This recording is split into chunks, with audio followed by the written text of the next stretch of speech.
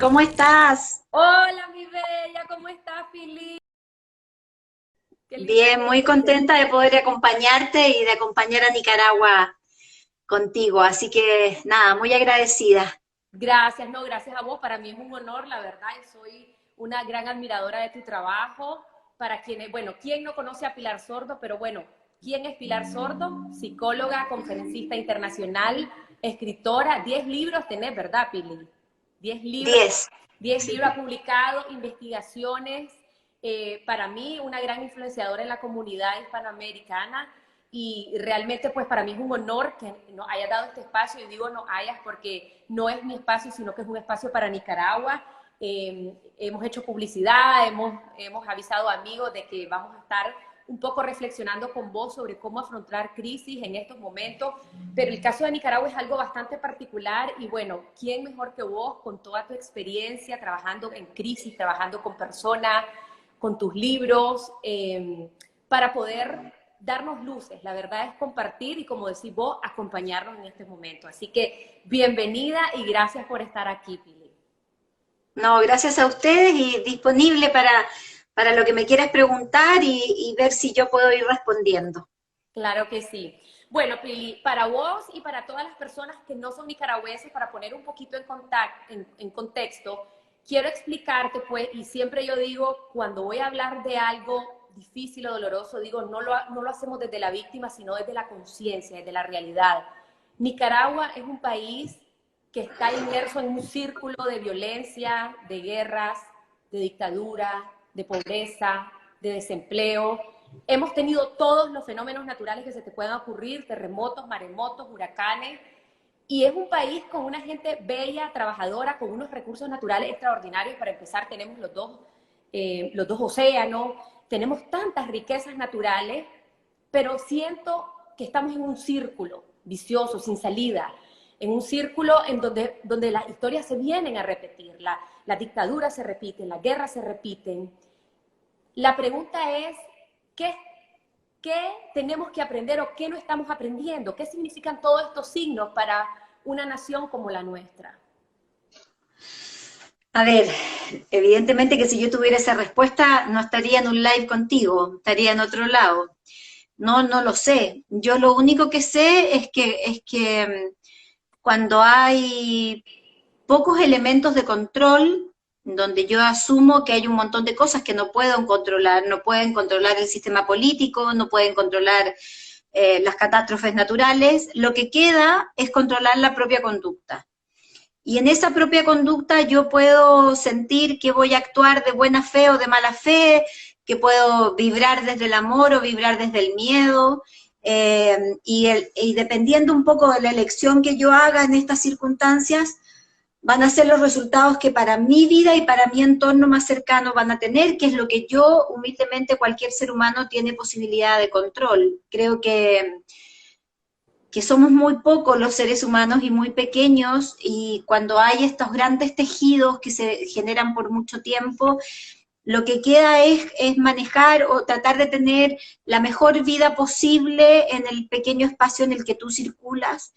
Y desde esa mejor vida posible pasa por tener mejores niveles de conciencia, ser cada vez más responsables como ciudadanos y de alguna manera elegir si uno va a vibrar desde el amor o desde el miedo. El miedo es la vibración más baja de los seres humanos, que cuando uno vibra desde ahí se encuentra con todos los hermanos del miedo, que son el egoísmo, el resentimiento, la rabia, la polarización, la baja del sistema inmunológico, la envidia, la agresión descarnada, etcétera. Y cuando uno vibra por el amor, que la mejor forma de entrada a esa vibración es la gratitud, eh, te encuentras con todos los hermanos del amor, que son la solidaridad, la generosidad, la empatía, la prosperidad, la abundancia, el actuar de acuerdo a lo correcto, el poder ser sensible a las necesidades de los demás, etcétera. Y creo que eso es una elección que todos, con pandemia o sin pandemia, hoy tenemos que tomar habitualmente, incluso a veces varias veces al día, porque hay veces que no da con una sola vez. Claro. Entonces, básicamente estamos apuntando a un cambio individual, o sea, lo que yo puedo elegir, lo que está en mi control, y este cambio individual va a generar también un cambio, o sea, como dice la frase, creo que de Gandhi, dice, haz el cambio que quieres ver en el mundo. O sea, sería apuntar a un cambio individual para producir un cambio colectivo. Sí, yo creo que la gran pregunta es si el mundo fuera como yo, ¿cómo sería, digamos? O si en Nicaragua fuera como yo, ¿cómo sería? Creo que esa pregunta es súper válida de hacer y creo que en este minuto, donde necesitamos tomar o tener conciencia de ciertas realidades, tanto sanitarias como sociales o económicas, el preguntarme cómo yo me puedo o no manejar en esa realidad es la clave, porque lo demás no lo puedo controlar, no hay nada que yo pueda hacer, no puede, no, ustedes no pueden cambiar muchas de las realidades que viven, yo no puedo cambiar muchas de las cosas que están en Chile, pero sí puedo cambiar mi actitud y al cambiar mi actitud cambia por lo menos el entorno en el que yo estoy, digamos. Claro. Gracias, Pili. Pili, otra pregunta. Nicaragua está viviendo en los últimos 2 años, desde abril del 2018 hasta ahora, múltiples duelos. Hemos tenido la peor crisis sociopolítica económica en los últimos 30 años. Hubo mucha violencia en el 2018 y producto de esto hubo muerte, hubo exilio, hubo refugio, familias que se desplazaron principalmente hacia Costa Rica, miles de desempleos, mucho dolor, mucha pérdida. Y quizás ahorita, antes que viniera la pandemia, en el mes de marzo, no creo que estábamos mejorando, por lo menos no a nivel económico, pero tal vez a nivel emocional, y vino a caer esto. Entonces, es como una situación tras otra que conlleva múltiples duelos, pérdida de trabajo, pérdida de familia, porque las familias están separadas, pérdida de seres queridos. ¿Cómo afrontás los múltiples duelos en una persona o a nivel colectivo cuando muchas cosas te están pasando al mismo tiempo? ¿Qué haces? Transitarlo sin resistirse. Creo que los duelos tienen etapas, que fundamentalmente uno las puede como separar en 4 o 5, que son la de shock o negación, la de rabia o busca de culpables, la de la tristeza, y la reconciliación, donde en el fondo yo incorporo lo vivido, digamos, dentro de mí. Y creo que la resistencia a no querer vivir esos procesos que generan dolor hace que duelan más. Creo que la aceptación eh, es clave en ese proceso. Creo que el aceptar, y no estoy hablando de aceptar como equivalente a resignarse, sino que estoy hablando de una aceptación activa, donde yo acepto, aflojo, entiendo que no puedo controlarlo todo, pero trabajo por el bienestar mío y el de los míos desde mi mundo interno. En el fondo, el duelo además tiene muchas contradicciones, uno siente que avanza y después no avanza, uno puede vivir muchas etapas en un mismo día, y el aceptar toda esa ambivalencia y esas contradicciones hace que el duelo transite de mejor forma. Cuando hay una frase que yo decía en el Instagram de hoy, de que lo que se resiste persiste.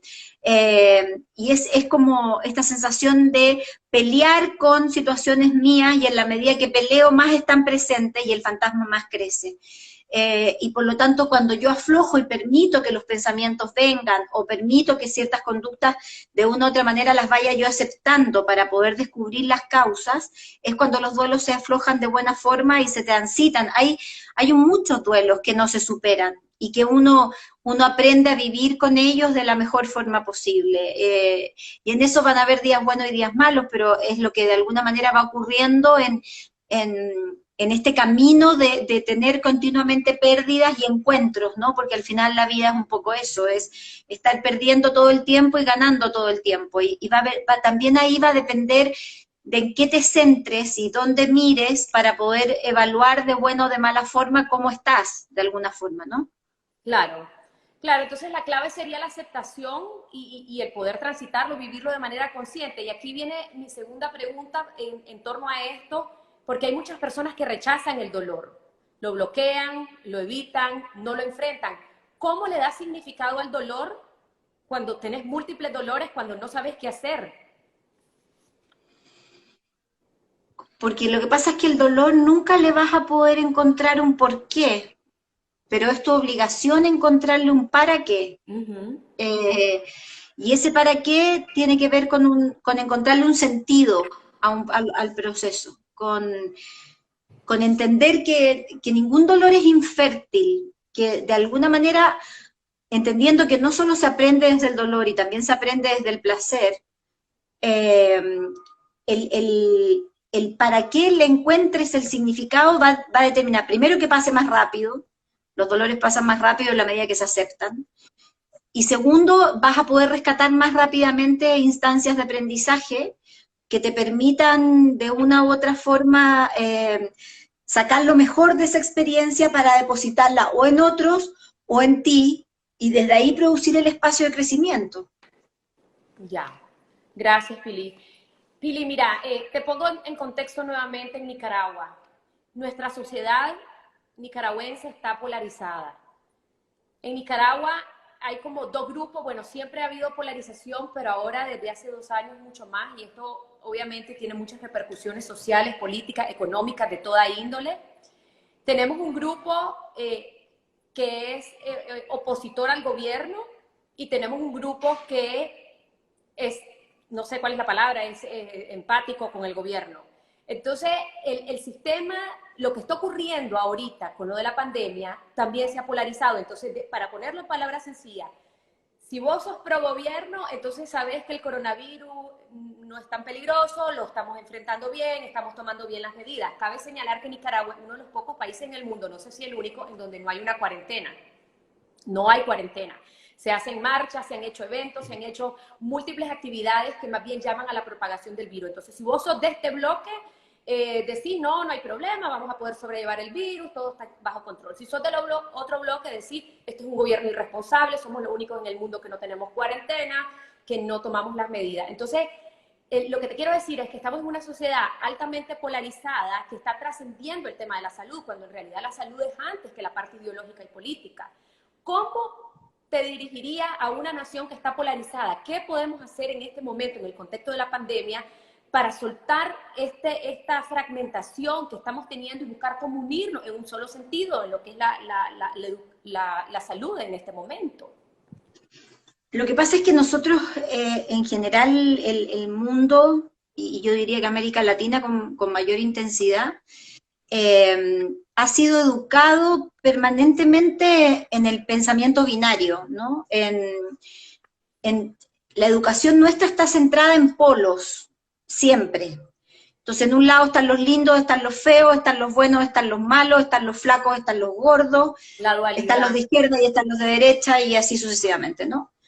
Y este pensamiento binario es muy rentable para los sistemas económicos y políticos de una u otra manera, porque además tienden a generar mucho miedo y mucha rabia, y donde además los demás son todos malos y yo soy la buena, entonces yo siempre tengo razón y el otro está equivocado.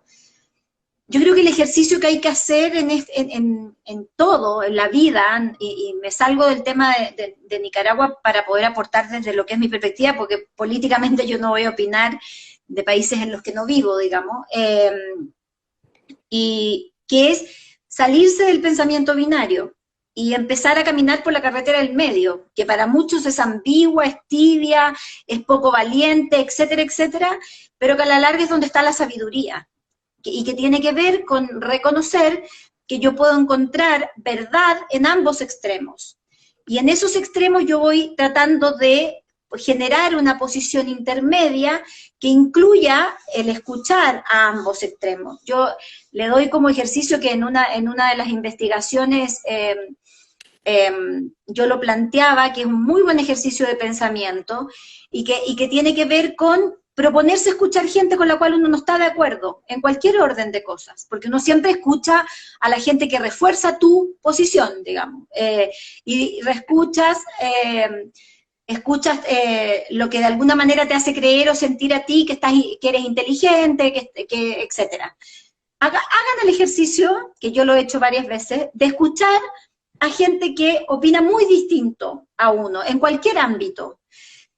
Y es un muy buen ejercicio de aprendizaje, donde uno de verdad puede encontrar verdad en aquellos que opinan distinto. Y creo que todo lo que uno pueda hacer en la vida por entender que no son ni gordos ni flacos, sino que el 90% de la población está en la mitad, y así sucesivamente con cada una de las características, creo que es un muy buen ejercicio mental que ayuda mucho en lo personal a vivir en un eje y a vivir centrados, a tratar de una u otra forma a cómo de una u otra forma uno va a tomar decisiones en la vida, siempre entendiendo que uno puede tener el fundamento de escuchar posiciones que no son las que a ti te refuerzan tu inteligencia o tus posturas, pero que al mismo tiempo sí puedes aprender de ellas, digamos. Yo creo que a nosotros nos ha hecho mucho daño el pensamiento binario en todo tipo de cosas, sobre todo en lo moral, nos hace prejuiciosos, nos hace arrogantes, saca lo peor de nosotros el pensamiento binario como forma de funcionamiento, y creo que eso genera más discusiones, genera más rabias y más cargas que a la larga no van a llevar a que se pueda hacer, digamos. Claro, sí, se trata de ponerte en el centro, como vos decís, y tomar lo bueno, porque ninguna parte es mala ni buena, todas tienen sus áreas grises y la verdad es ser un poco también más objetivo. Pili, en relación, te explico, en Nicaragua el 70% de la población, somos una población de 6 millones de habitantes aproximadamente, hay gente que está afuera, mucha gente está afuera, un 70% es un sector informal, personas que trabajan en las calles, que tienen trabajos quizás inestables. Somos el segundo país más pobre de Latinoamérica. Cuando digo pobre, me cuesta decirlo, pero es pobre económicamente porque tenemos una gran riqueza como seres humanos. Hemos mostrado un civismo ante esta pandemia, nos hemos autocuarenteneado los que tenemos la posibilidad, porque, como te digo, por lo menos un 70% de la población no puede meterse en cuarentena, no le puedes pedir al que esté en el semáforo, al que vende ambulante, al que limpia los vidrios, que se vaya a hacer una cuarentena a su Pero casa. eso está pasando en todo el mundo, que Claro. lamentablemente la pandemia vino a mostrar una vez más las inequidades sociales y donde al final los que terminan pagando las consecuencias son siempre los más vulnerables y los que menos tienen, digamos. Exactamente. Entonces, en Nicaragua, el 70% de la población se encuentra en ese punto. A mí, todos los días en mis redes sociales, la gente me escribe en privado y me dice, estoy desesperada, estoy desesperado, no tengo trabajo, ni mi pareja tiene trabajo, tengo 3 hijos, tengo deudas, no tengo dinero, ¿qué hago? Entonces, te tiro la pregunta a vos, ¿cómo afrontás una crisis en donde no tenés lo básico? ¿Cómo haces para mantenerte más o menos estable o poder tener la capacidad de aceptar, de poder sobrellevar esta situación cuando tus necesidades básicas no están colmadas? Bueno, yo creo que ahí hay que trabajar en la solidaridad comunitaria. Creo que el sentido de comunidad es lo que de una u otra manera saca o nos puede sacar de mejor forma de esto. Creo que por supuesto que el Estado tiene que hacer lo suyo, pero creo también que las grandes soluciones ocurren desde un sentido de comunidad. Creo que el ser solidarios entre nosotros, tú, yo sé perfectamente quién pueda estar pasándolo mal económicamente en este minuto. Y así como yo me tuve que reinventar laboralmente, porque yo me quedé sin trabajo con esta pandemia y tuve que buscar otras formas y aprender formas distintas de interactuar con la gente, así también yo puedo estar atenta a saber que hay ciertas personas a las que yo puedo ayudar. De mí dependen por lo menos 12 personas todos los meses para vivir. Por lo tanto, primero me tengo que preocupar de generarles el ingreso a esas personas. Y después podré ver cómo puedo de alguna manera hacer sentido de comunidad, pero todos podemos hacer sentido de comunidad en el edificio donde cada uno vive, en la villa en la cual uno vive, y generalmente además la gente que menos tiene es mucho más solidaria con la que más tiene, digamos.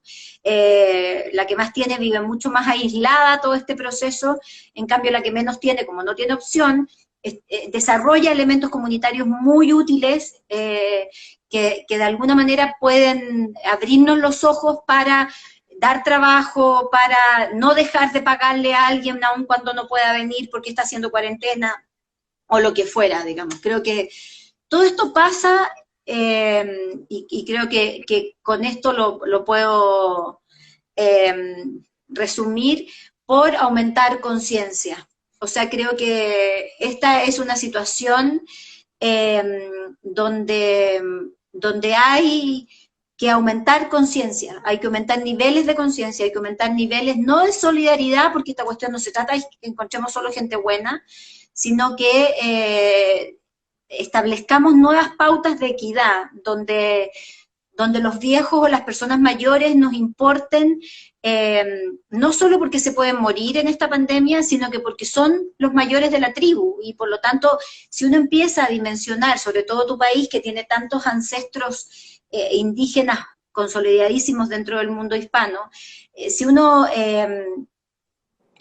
visualiza a los mayores como los más sabios de la tribu, a los que hay que escuchar, los que probablemente han pasado no solo esta crisis, sino que muchas otras más, y nos pueden mostrar pautas. Cuando uno empieza a entender que nos tenemos que cuidar entre todos, que yo me quedo en la casa para cuidarte a ti, entonces empezamos a vivir este sentido de comunidad que de una u otra manera nos permite poder enfocarnos de otra forma. Claro, excelente. Pili, en estos momentos de cuarentena o autocuarentena como hay en Nicaragua, hay mayor convivencia, 7/24 en la misma casa, tal vez vives en un espacio pequeño, tenés un agobio por tus deudas, por los ingresos que no estás generando, se está suscitando más la violencia intrafamiliar, ¿verdad? No en todos los hogares, pero en los hogares donde ha habido o está iniciando. ¿Qué puedes decirle a todos esos hogares donde hay violencia intrafamiliar entre las parejas, los hijos con los hijos con los padres, separaciones, abusos? ¿Cómo pueden sobrellevar esa situación en estos momentos? Bueno, así como el encierro puede producir cosas maravillosas de autoobservación y de crecimiento, donde todos nos estamos dando cuenta de las heridas que tenemos no resueltas o de las cosas que no hemos superado, o aquellas que pensamos que no estaban superadas y nos dimos cuenta que sí.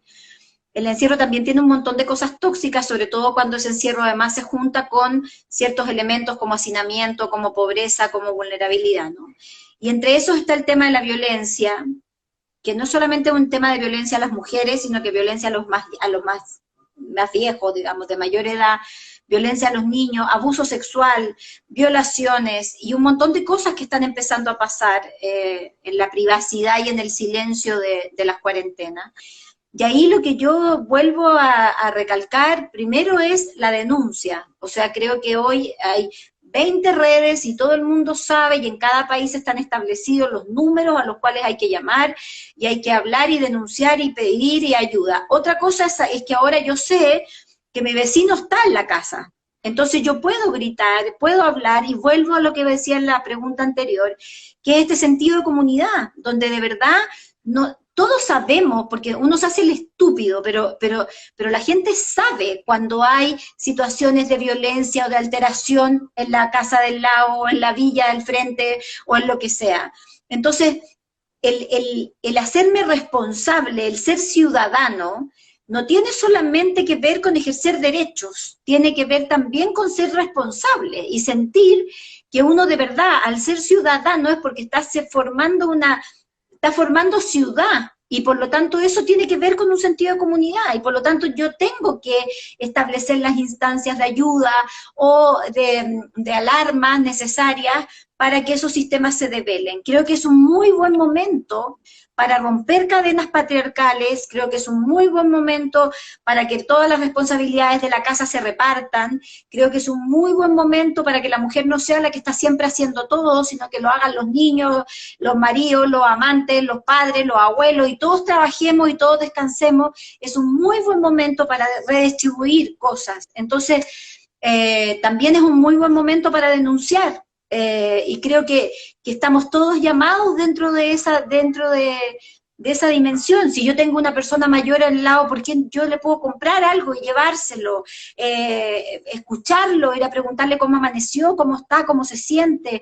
Creo que de verdad el sentido de comunidad es lo que nos va a sacar de toda esta situación. A mayor individualismo, menor posibilidad de resolver estos conflictos, digamos. Así es, que es una oportunidad de unirnos, de servir, de también ahora tenemos más tiempo de ver lo que está pasando a nuestro alrededor y lo que está pasando en nuestro interior. Pili, mucho llega preguntas, padres angustiados sobre sus hijos adolescentes, sobre niños, pero sobre todo sobre adolescentes. ¿Qué podemos decirle a los adolescentes que están, por ejemplo, algo que me parte el alma? Yo tengo dos sobrinas que este era su último año del colegio. Vos sabés que ese es el año de las fiestas y todo, te estás preparando para la universidad.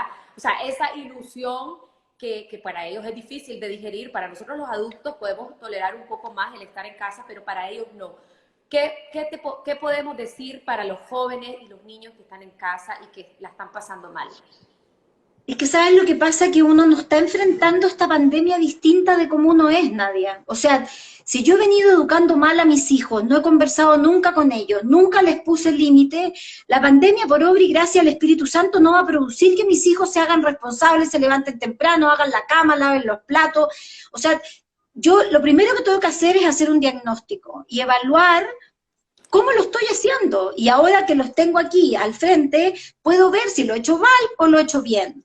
Por lo tanto, suponte que lo he hecho mal y no le he puesto nunca un límite, nunca les he pedido nada, ellos abusan de alguna manera porque siempre tienen todo listo. Bueno, a esos adolescentes se les sienta y se les dice, esta situación es absolutamente especial y por lo tanto, de ahí para adelante vamos a redistribuir funciones. Punto, se acabó. Mañana lavas tú los platos, pasado mañana te toca planchar, al día siguiente vas a hacer las camas y eso es parte del sistema.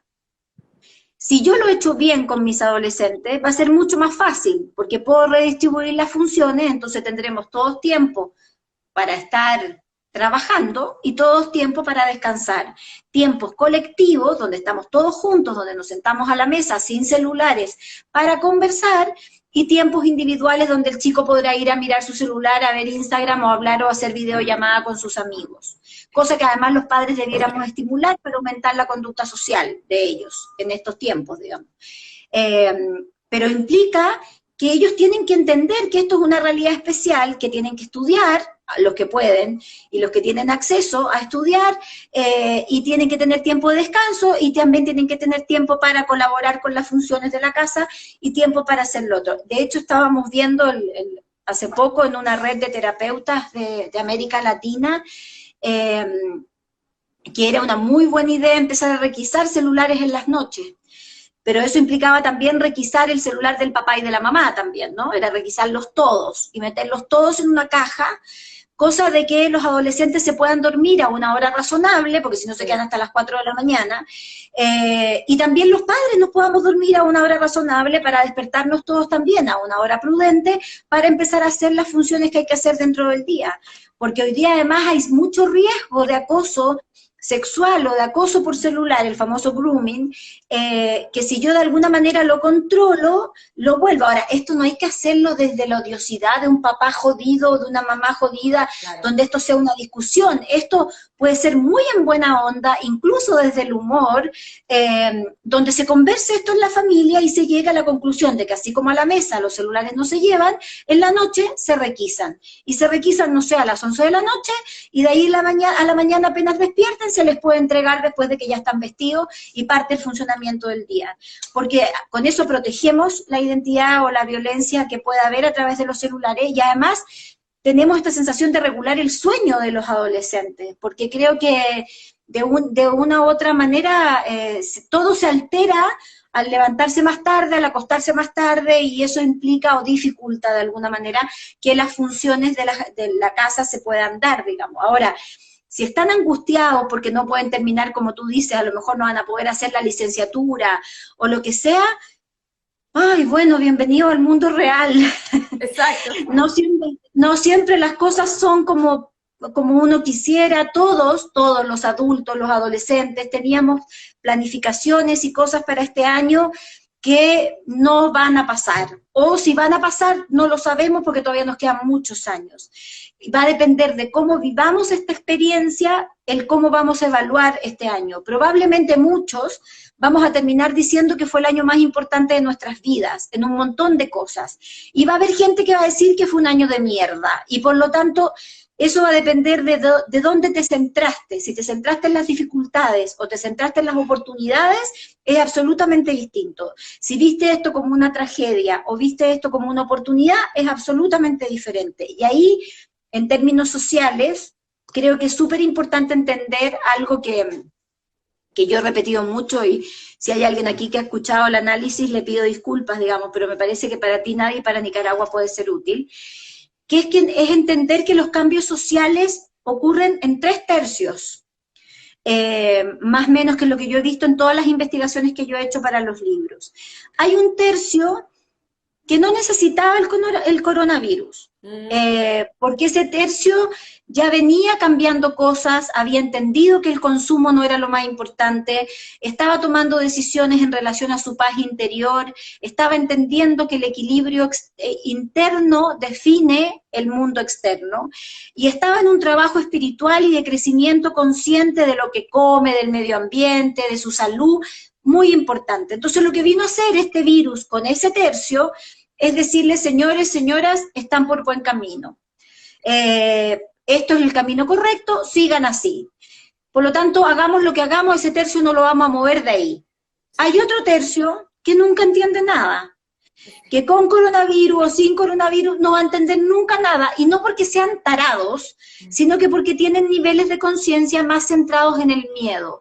Y desde ahí se desencadena toda la red desde la cual miran el mundo y actúan en consecuencia. Por lo tanto, yo para ese tercio tampoco tengo que trabajar, porque haga lo que haga, diga lo que diga, no van a escuchar, ¿no? Y van a descalificar y agredir y todo lo que tenga que ver, porque la reacción más profunda del miedo es la omnipotencia, por lo tanto desde ahí no se mueven, digamos.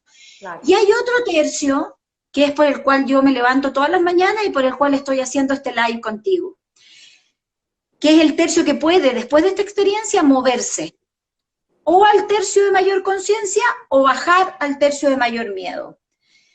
Yo estoy trabajando para que ese tercio se mueva al de mayor conciencia. Entonces seamos 2/3 más conscientes y 1/3 con menor nivel de conciencia. Y que no pase al revés, que sean 2/3 sin conciencia y basados en el miedo, y todo lo que genera el miedo desde la rabia, porque además el miedo es un muy buen negocio, objetivamente desde ese tercio seamos solo 1/3 el que tenga los niveles de conciencia de mayor vibración, digamos. Entonces creo que hay que asumir que hay un tercio que no va a entender, otro que no necesita entender porque ya entendió hace mucho rato, y el otro que está en la búsqueda permanente. Y para ese tercio es el que yo trabajo todos los días hace 30 años, de hecho. Claro. Sí, es súper importante esto de verlo, como decías vos, como una oportunidad y no como una tragedia. Probablemente, aunque sea un año que no está pasando todo lo que teníamos planificado, puede ser el año más importante de nuestra vida en términos de crecimiento. Lo que pasa es que el ser humano es muy tangible. Esto es lo que yo quería alcanzar, esto es lo que yo quería ganar. De hecho, hay alguien acá que dice, pero el año de secundaria se vive una sola vez.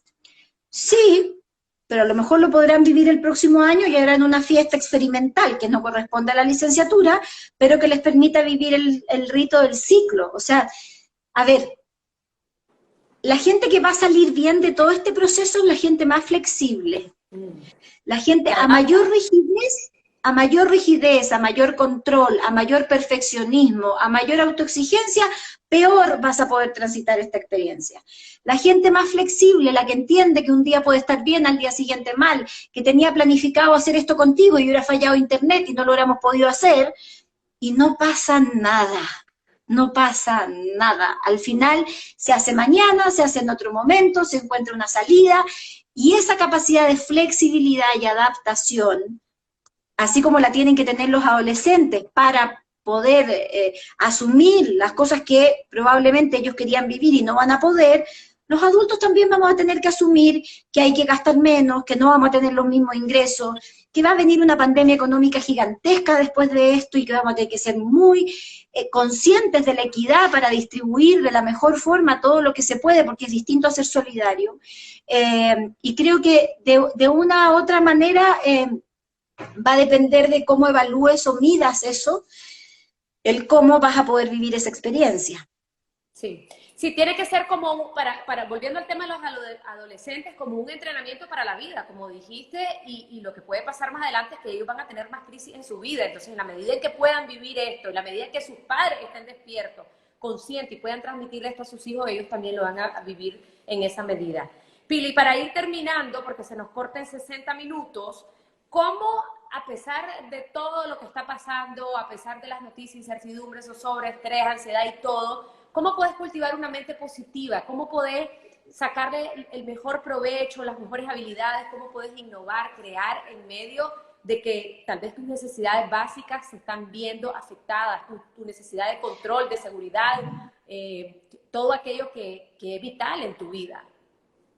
Mira, yo creo que yo he ido desarrollando como una especie de conferencia de este tema, donde le llamé el glosario del coronavirus, digamos, que son como las palabras del coronavirus. Una de ellas es la flexibilidad, que ya la expliqué. La segunda es la aceptación, que también la expliqué. La tercera es la gratitud. Creo que en la medida que uno agradece, naturalmente tu estructura mental ya se coloca en un modo más positivo que si uno no agradece y se queja todo el día. Creo que la paciencia es otra palabra también importante, y resulta que para ser paciente hay que tener confianza. Un impaciente siempre es desconfiado. Siempre el impaciente va a suponer que hay una mala intención en aquello en lo cual no puede esperar. Si estoy en la fila del banco y yo soy impaciente, yo voy a suponer que la cajera es una tarada o que el de adelante no está haciendo lo posible por apurarse, digamos. Si yo tengo paciencia, yo soy confiada. Yo asumo que la cajera está haciendo lo mejor que puede y que el tipo que está adelante también.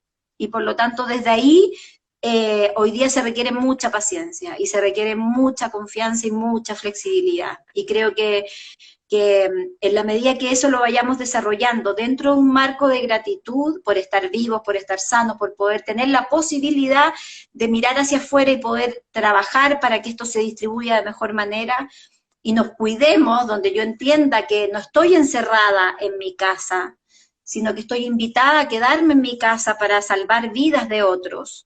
Y vayamos cambiando el significado de las palabras, que no es encierro, sino que es salvarle la vida a otro y por lo tanto cuidarme, porque no me puedo arriesgar con la salud, como bien decía alguien ahí. Creo que es la forma de poder transitar por esto y por cualquier otra crisis, porque yo no estoy enfrentando esto, no sé si la palabra es enfrentar, porque eso le coloca mucha resistencia, pero no estoy viviendo esto distinto de cómo he vivido la pérdida de mi marido, la enfermedad de mis hijos, los problemas económicos. O sea, uno enfrenta las cosas con los recursos que tiene, digamos, y uno tiene la mirada de la vida de acuerdo a lo que te ha tocado vivir. Por lo tanto, ¿es una muy buena oportunidad para hacerse las grandes preguntas de tu historia? Sí. Si eres feliz, si estás con quien quieres estar, si trabajas donde quieres trabajar, si vives donde quieres vivir, si de alguna manera puedes o no mejorar tus vínculos afectivos, si puedes o no mejorar tus recursos emocionales, sí, es una muy buena oportunidad para poder hacer eso hoy día. Y el cómo salgamos de acá, a mí me daría mucha tristeza que haya mucha gente saliendo de este proceso sintiendo que no aprendió nada, digamos. Creo que lo lógico sería que tuviéramos la posibilidad de poder aprender. Claro, y hay personas que están cerradas o resistidas cuando nosotros, las personas pues que tratamos estos temas de crecimiento y desarrollo personal, les parece que le han puesto la romantización de la cuarentena. O sea, hay un fuerte rechazo por un sector a buscar lo positivo o el crecimiento o el aprendizaje o la oportunidad en todo lo que estamos viviendo. Creo que Sí, es lo esa que pasa es que uno resistencia. elige. A mí me parece que uno elige cómo lo vive. Yo Exacto. elegí desde el día uno que me quedé sin trabajo, que me paralicé, que me angustié, que me lo comí todo y que me empecé a preguntar 500 cosas juntas, etcétera. Yo asumí que yo iba a vivir esto como una oportunidad. Y Exacto. así, en esa actitud he estado, llevo 40 días sola, eh, y he tenido una actitud de alumna, de observarme mucho y de observar mucho lo que pasa. Yo asumí esa lección. Si el otro asume la lección de ver esto como una tragedia y piensa que mi visión es romántica, me parece perfecto. Yo no enjuicio esa visión tampoco, y por lo mismo pido que no enjuicien mi elección. Yo estoy Exacto. eligiendo vivir esto como un recurso de aprendizaje, así como elegí vivir muchas otras cosas muy dolorosas de mi vida con la misma instancia, digamos. Exacto, me encanta. Pili, ¿cómo estás? ¿Acabas de producir tu último libro? ¿Lo acabas de sacar? ¿Cuál es el estatus? Exactamente, se llama Un segundo de coraje. lo pueden encontrar o lo pueden pedir también para Nicaragua a través de buscalibre.com, para que lo tengan. Es mi 10º hijo literario, así que sí, acaba de salir la semana pasada. Así que recién lo están poniendo en las plataformas de la página de la editorial Planeta y eso, pero a través de Busca Libre les llega directo a su casa a Nicaragua sin ningún problema. Y yo pedirle a la gente, junto con agradecerte esta conversación, que nos acompañemos. Yo odio la palabra seguidor, no lo soporto, porque tiene implícita la sensación de que uno va más adelante que el otro. Yo no voy adelante de nadie, no sé más que otras personas.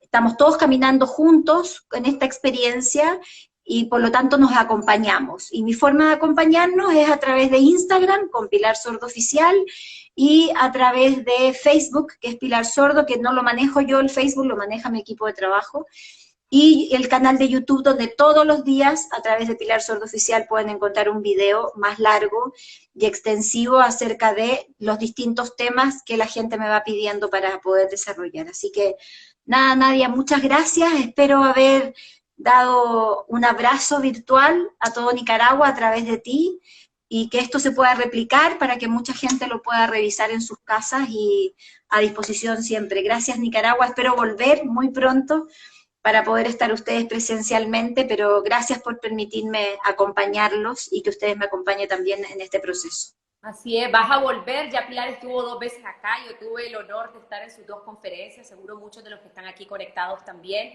Te agradezco, sé que sos una persona súper ocupada, ahora virtualmente hiperocupada. Gracias por haberte dirigido a Nicaragua, a Centroamérica, a quien le pueda servir, Pili. Espero que nos podamos volver ver en otra ocasión, y Así será. mil gracias a vos. Gracias también a tu audiencia que está conectada. Me pueden seguir también a mí, Nadia Abado. Estoy a sus órdenes acá en Nicaragua para lo que sea. Gracias, Pili. Bendiciones. Gracias a ti. Que tengas un Gracias. feliz día. Saludos a toda la comunidad chilena. Chao. Muchas gracias a ti. Un abrazo grande a Nicaragua. Un abrazo Bye. virtual. Gracias. Muchas gracias. Gracias. Chao.